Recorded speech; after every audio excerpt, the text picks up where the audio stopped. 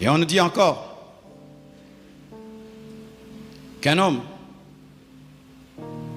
doit beaucoup épargner pour devenir riche. Et c'est là que je vais m'asseoir et finir. Aïe, aïe, aïe, le pasteur est revenu, le débordement est revenu. Oh Jésus. Proverbe 11, verset 24. Tel qui donne libéralement devient plus riche, et tel qui épargne à l'excès ne fait que s'appauvrir. Tel qui donne libéralement devient plus riche, et tel qui épargne à l'excès ne fait que s'appauvrir. Selon le monde, on nous dit, comme tu es le père de famille, tu as une grande charge, tu dois garder l'argent. Tu dois garder l'argent parce que tu dois payer le loyer, tu dois payer les études, tu dois nourrir. Mais tu viens auprès de Dieu. Il te dit que si tu épargnes à l'excès, tu vas t'appauvrir. Mais si tu donnes avec libéralité, tu vas devenir riche. Tu crois quoi? Qui croit qu'il faut épargner à l'excès? Qui croit qu'il faut donner? Qu'est-ce que tu vas donner aujourd'hui? Si tu crois qu'il faut donner. Et c'est là que je vais m'arrêter. Et ces derniers temps, je veux beaucoup enseigner à l'église sur le donner. Dieu m'a dit, tu dois enseigner sur le donner.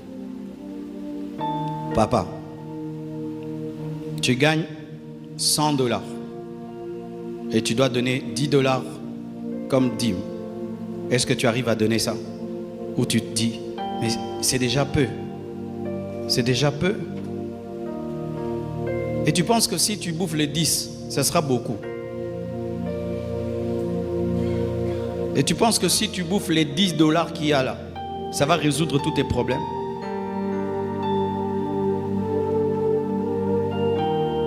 Est-ce que tu as la pensée de la libéralité? Qu'est-ce que tu as déjà donné à Dieu ou à quelqu'un de grand dans toute ta vie? Est-ce que tu as le souvenir d'avoir déjà donné à quelqu'un ou à Dieu, à l'œuvre de Dieu, une somme très grande ou un bien précieux de toute ta vie? À ton père, à ta mère, à un frère, à un homme de Dieu dans une église? As-tu déjà mené une offrande dans un culte où tu sens que vraiment aujourd'hui, j'ai vraiment donné? Beaucoup d'hommes, vous avez des problèmes financiers. Mais ces problèmes financiers ont fait de vous des chiches, des radins spirituels. Et remarquez, vous demeurez dans la pauvreté et vous y demeurez et encore et encore. Nous sommes en train de construire. As-tu déjà donné un grand sacrifice pour la construction? Nous sommes en train de déménager. As-tu fait une réelle contribution au déménagement? Nous allons recevoir bientôt 20 orateurs au 30 matin, 4 orateurs à équilibre. Est-ce que ça préoccupe même tes pensées de faire quelque chose? Nous avons culte ce soir. Qu'est-ce que tu vas donner? Ton plus petit billet ou ton plus grand billet? Qu'est-ce que tu vas donner ce soir? Ton plus petit billet ou ton plus grand billet? Je viens du Burundi. J'ai causé avec un homme de Dieu, l'homme de Dieu qui m'avait reçu précédemment. Il m'a dit, tu sais, Dieu a béni l'église. Maintenant, nous sommes à 600 membres. Là-bas, 600 membres, c'est beaucoup. Et Dieu m'a mis au large. Et tu sais, tu m'avais donné qu'un seul secret. Que tu ne donnes jamais à Dieu en deçà d'une certaine somme. Et moi aussi, j'ai dit, Dieu, moi aussi, je te promets, quand je donne l'offrande, je ne donnerai jamais moins que cette somme-là. Même si je traverse des moments difficiles, je donne toujours cette somme-là ou plus. Et aujourd'hui, Dieu m'a béni. Tu vas dans des restaurants chics, mais ici, quand tu donnes, est-ce que ça équivaut les restaurants chics? As-tu déjà donné à Dieu 100 000 $? Il y a déjà des gens dans cette église qui ont déjà donné à Dieu 100 000 $. Dans cette église. As-tu déjà donné à Dieu 70 000 $? Il y a quelqu'un qui a déjà donné dans cette église 70 000 $. As-tu déjà donné à Dieu 50 000 $? Il y a quelqu'un dans cette église qui a déjà donné 50 000 $. Un Congolais, pas un blanc. Oh, l'argent vient de l'Europe. Non, ici, 50 000 $. As-tu déjà donné à Dieu 30 000 $? Il y a des gens dans cette église qui ont déjà donné à Dieu 30 000 $. 10 000 $, il y en a. 5 000, il y en a. 2 000, il y en a. 1 000, il y en a. Parce que souvent, pourquoi je te parle des gens qui ont déjà? Parce que souvent, quand des tels montants commencent à monter dans ton cœur, tu te dis, est-ce que quelqu'un peut déjà donner? Je te dis, il y a déjà des gens qui ont déjà donné ça. Mes frères et sœurs, lorsque Dieu veut t'amener au succès, il te donne des directives. Et quand tu les refuses, tu restes à la case de départ. Et aujourd'hui, Dieu veut vous bénir financièrement. Aujourd'hui, tu mettras dans le panier des offrandes ton plus grand billet. Ton plus grand billet. Parce que comment tu peux dire que tu aimes Dieu, tu fais des cultes, tu rentres, seulement tu chantes, tu danses, ton argent tu sors avec. Comment? Les musulmans ne font pas ça. Les occultistes ne font pas ça. Seulement nous. Des miettes et des miettes dans les paniers. Des miettes et des miettes. Des miettes et des miettes. Et des miettes et des miettes. Tu prends une moto, elle te dépose le reste. C'est ce que tu vas mettre ici. Tu prends un taxi, le reste, c'est ce que tu vas mettre ici. Tu prépares ta veste, ta chaussure, jamais l'offrande. Tu cherches l'offrande en plein culte. Mais tu prépares la veste. La sortie dimanche avec la famille, tu as déjà préparé le montant. La sortie au restaurant après le culte, tu as déjà le montant. Mais le montant que tu vas donner, non. Si seulement quand tu vas mettre la main dans la poche, c'est que tu tiendras là, c'est ce que tu donneras. Est-ce que même tu donnes tes dîmes? Tes dîmes, tu as 5 années de vol, 10 ans de vol. Et tu veux que Dieu te bénisse. Frères et sœurs, il fut un temps, j'étais un pasteur pauvre. J'avais un problème de renouvellement de l'intelligence en matière d'offrande. J'avais l'onction, les miracles, les prodiges. L'église grandissait. Mais après le culte, je restais debout devant l'église pour avoir un taxi.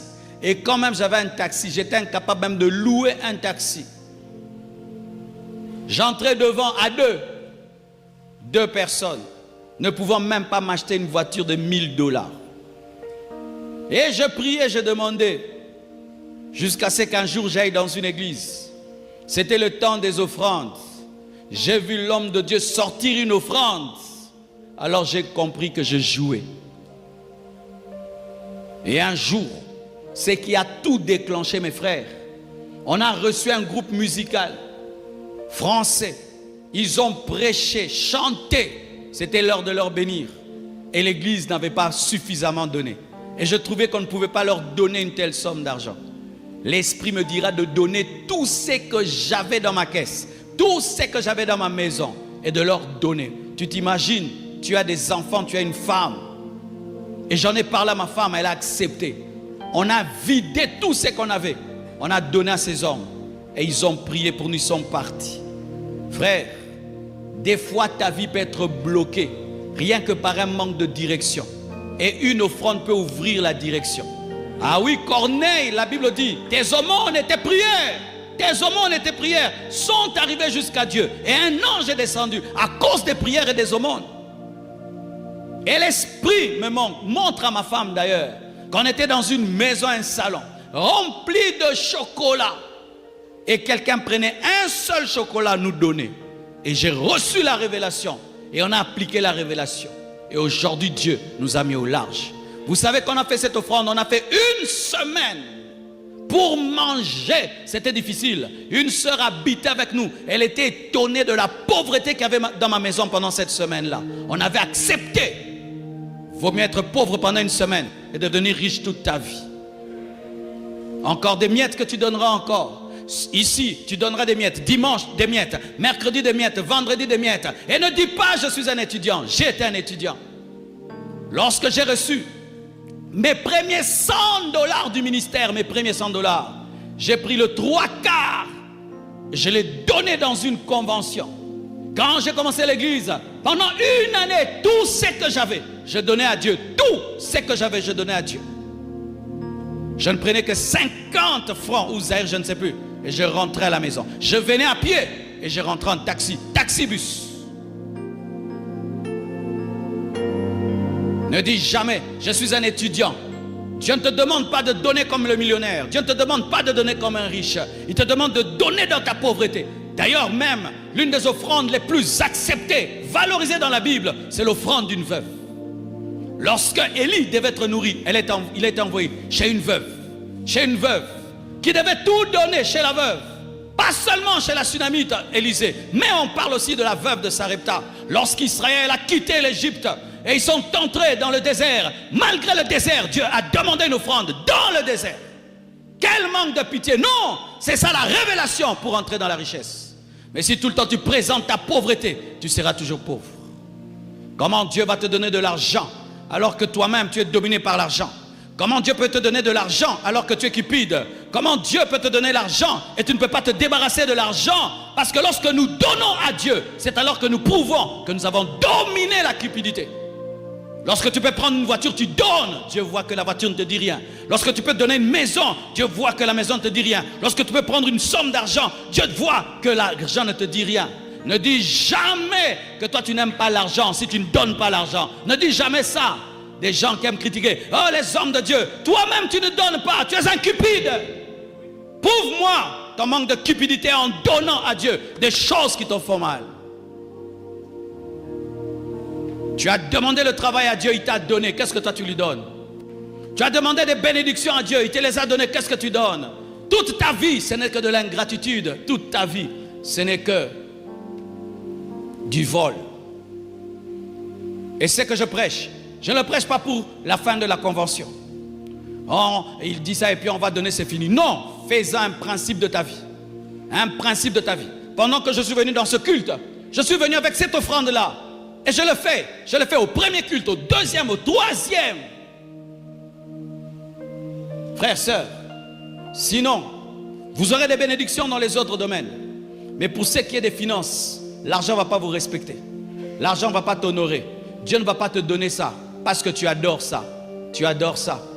Dieu te demande 10 $. Tu n'arrives pas à donner. Et tu es même en colère pour 10 $. Maintenant, Dieu va te donner des millions. Il te dit, donne-moi le 10 $ que tu as là. Tu es fâché.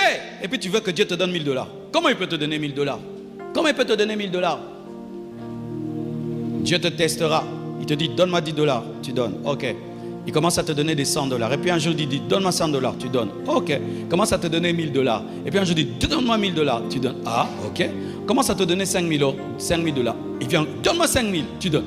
Ah, il commence à te donner 10 000. C'est comme ça que les gens avancent dans la vie. Sinon, vous allez chanter, adorer. L'argent, ça va être un mystère dans vos vies. Vous allez commencer à taxer les autres. Il est occultiste, il est magicien. Il n'est pas occultiste, il n'est pas magicien. Là où toi, tu ne donnes pas à Dieu, lui donne à Dieu. Lui donne à Dieu. Et je t'assure, l'argent, ce n'est pas que des billets. Je termine avec ce témoignage. Vous savez quand on devait acheter la parcelle ici? Ici, on achetait $1 million. Une église de jeunes étudiants à $1 million. Comment une église de jeunes étudiants peut acheter une parcelle d'$1 million? Comment? Sans même un crédit bancaire. $1 million. Vous savez ce que j'avais fait? J'avais écrit le montant à droite, 1 million. Et ce qu'il y avait dans la caisse. Quand on avait 200, j'écris 200. Quand on a 300, j'écris 300. Quand on écrit 400, 400. Et vous savez, à force de mettre le montant qu'on avait à côté du montant qu'on devait avoir, $1 million n'était plus rien pour moi. Des fois, je confondais que c'était 100 000. Et à force, ce n'était plus pour moi un grand montant. Et quand j'ai cru qu'on pouvait avoir, on a eu. Tu vois la somme là qui te terrorise, tu ne l'auras jamais. Elle t'effraie déjà, comment tu peux l'avoir? Dieu ne peut pas te donner une somme qui t'effraie. Il faut que tu la trouves normale. $1 million pour moi c'est normal. Ah oui, tu me mets $1 million, je ne veux même pas transpirer. Je ne veux même pas trembler. Je ne veux même pas trouver que c'est grave. Parce que dans mon esprit, c'est un petit montant. C'est lorsqu'une chose devient petite que Dieu te la donne. Mais si elle est effrayante, tu ne l'auras pas. Parce que tu peux abandonner Dieu pour ça.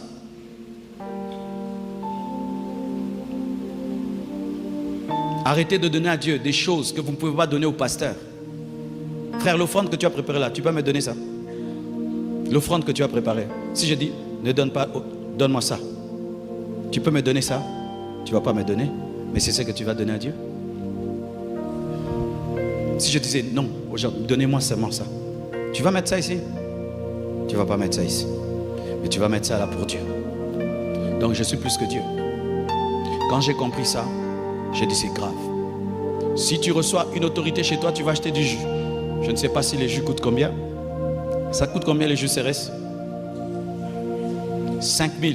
Si je viens chez toi, tu vas acheter le jus CRS. Mais tu ne peux pas prendre une offrande de 5 000 donnée à Dieu. Vous voyez des petites choses comme ça. C'est pourquoi l'argent, beaucoup de chrétiens sont pauvres. Sont pauvres. Et quand j'ai rencontré des chrétiens qui pour eux les voitures, beaucoup d'argent c'était rien, je me suis rendu compte qu'il y a des hommes qui existent sur cette terre qui peuvent se défaire d'une chose parce que Dieu a parlé. Qui peuvent te donner une somme d'argent. Dernièrement, une femme vient de très loin. Elle m'a donné beaucoup d'argent. Elle dit, elle a quitté l'Europe. Elle dit, Dieu m'a dit de te donner. Quand je reçois, Dieu m'a dit, tu vois dans cet argent que tu as reçu, il y a tel homme de Dieu qui a besoin d'une voiture. Toi, si tu prends, tu lui donnes qu'il achète la voiture. Je l'appelle, je lui donne. Et puis Dieu m'a dit, j'aime ton cœur. Vie chrétienne, ça ne s'arrête pas danser, chanter. Non. Vous avez des grands projets. Si tu crois que ce grand projet va arriver, pourquoi tu ne donnes pas l'offrande de ce qui arrivera? Seigneur, je crois que tu feras de moi ceci en signe de foi. Je fais cela. Salomon, on dit qu'il était riche. Mais voyez l'offrande qu'il a donnée. David, les offrandes qu'il donnait à Dieu. Comment des fois nous pouvons être nombreux comme ça? Quand le diacre donne les comptabilités des offrandes, on croirait une église de 500 personnes. Pourquoi? Parce que les gens laissent des miettes. Quand on compte l'argent derrière là-bas, il faut voir comment plein de 500 francs, plein de 500 francs, plein de 500 francs. Le temps des offrandes n'est plus un temps d'adoration. C'est devenu un temps de mépriser Dieu, d'offenser Dieu. Comment Dieu t'a béni comme il t'a béni? Tu donnes l'offrande comme un étudiant. Un étudiant donne même mieux que toi. Ta femme donne même l'argent plus que toi. Alors que c'est toi qui lui donnes l'argent, mais ta femme, elle donne à Dieu plus que toi.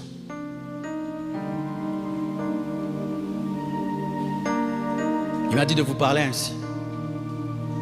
Parce que si vous ne brisez pas votre manière de réfléchir sur l'argent, alors vous n'entrerez pas dans le projet de bénédiction de richesse. On va nous apporter les paniers d'offrande. Aujourd'hui, j'aimerais que tu donnes comme jamais tu n'as donné. Que tu donnes le plus grand billet que tu as. Et si tu n'as que des petits billets, tu donnes beaucoup aujourd'hui. Que ce soit un test et une manière de faire que tu vas continuer toute ta vie. Et tu reviendras me dire, pasteur, depuis ce jour-là, le Seigneur a commencé à me bénir. Et je sais ce que je dis. Alléluia.